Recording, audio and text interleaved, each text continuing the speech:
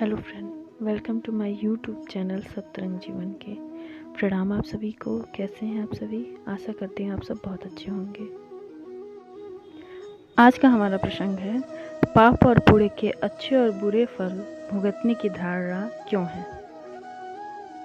शास्त्र में कहा है, पाप कर्मेति दशधा, अर्थात पाप कर्म 10 प्रकार के होते हैं। हिंसा, हत्या, सत्येय मतलब चोरी, व्यभिचारी ये शरीर से किए जाने वाले पाप हैं। झूठ बोलना, अनृत, कठोर वचन कहना, परुष और चुगली करना ये वाणी के पाप हैं। पर पीड़न और हिंसा आदि का संकल्प करना, दूसरे के गुणों में भी अवगुणों को देखना और निर्दोष जनों के प्रति दुर्भावनापूर्ण दृष्टि यानी कुदृष्टि रखना ये मानस पाप कर्म कहलाते हैं। इन कर्मों को करने से अपने को और दूसरे को कष्ट ही होता है, अतः ये कर्म हर हालत में दुखदायी ही हैं। स्कंद पुराण में कहा गया है कि अष्टादश पुराणेषु व्यायशस्य वचनद्वयम् परोपकारपूर्णयाय पापाय परपीडनम। स्कंद पुराण केदार खंड से है ये। अर्थात 18 पुराणों में व्यास जी की 2 ही बातें प्रधान हैं, परोपकार पुण्य है और दूसरों को पीड़ा पहुंचाना पाप है। यही पुराणों का सार है। प्रत्येक व्यक्ति को इसका मर्म समझकर आचरण करना चाहिए। परहित सरिस धर्म नहीं भाई, पर पीड़ा सम नहीं अधमाई कहकर तुलसीदास ने इसी तथ्य को सरलता से समझाया है। मार्कंडेय पुराण कर्म फल में कहा गया है कि पैर में कांटा लगने पर तो एक जगह पीड़ा होती है, पर पाप कर्मों के फल से तो शरीर और मन में निरंतर शूल उत्पन्न होते रहते हैं। पाराशर स्मृति में कहा गया है कि पाप कर्म बन पड़ने पर छिपाना नहीं चाहिए, छिपाने से वह बहुत बढ़ता है, यहाँ तक कि मनुष्य 7 जन्मों तक कोढ़ी, दुखी, नपुंसक होता है।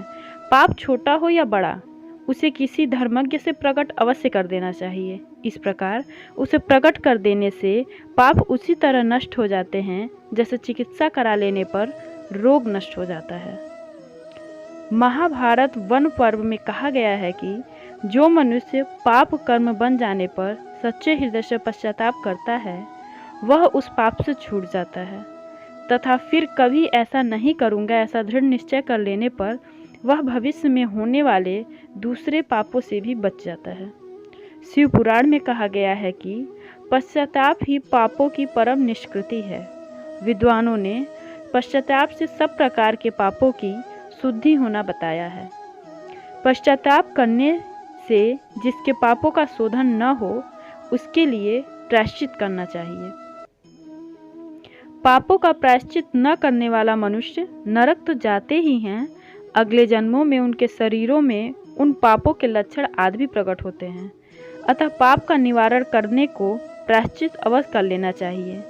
स्वर्ग के द्वार पर भीड़ लगी थी। धर्मराज की छटनी करनी थी कि किसे प्रवेश दें और किसे न दें। परीक्षा के लिए उन्होंने सभी को 2 कागज दिए और एक में अपने पाप और दूसरे में पुण्य लिखने को कहा। अधिकांश लोगों ने अपने पुण्य तो बढ़ा चढ़ा कर लिखे, पर पाप छिपा लिए। कुछ आत्माएं ऐसी थीं जिन्होंने अपने पापों को विस्तार से लिखा और प्रायश्चित पूछा।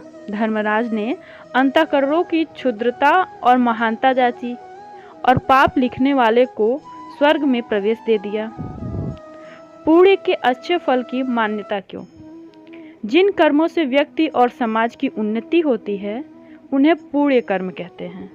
सभी शास्त्रों और गोस्वामी तुलसीदास ने परोपकार को सबसे बड़ा धर्म के रूप में माना है।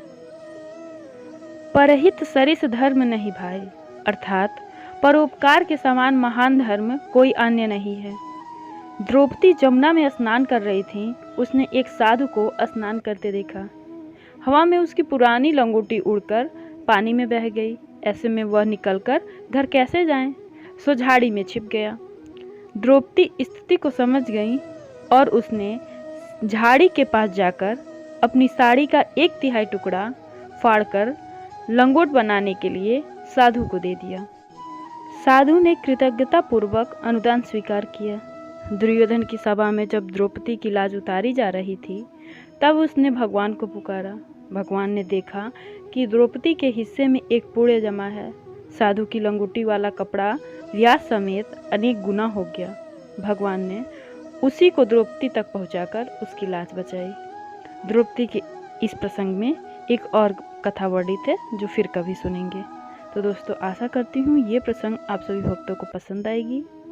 अगर पसंद आई है तो कमेंट सेक्शन में मुझे कमेंट करके ज़रूर बताएं।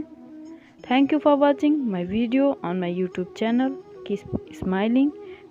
Please like share and subscribe my channel. मेरी और भी ऐसी वीडियोज़ के लिए बने रहिए मेरे चैनल सप्तरंग जीवन।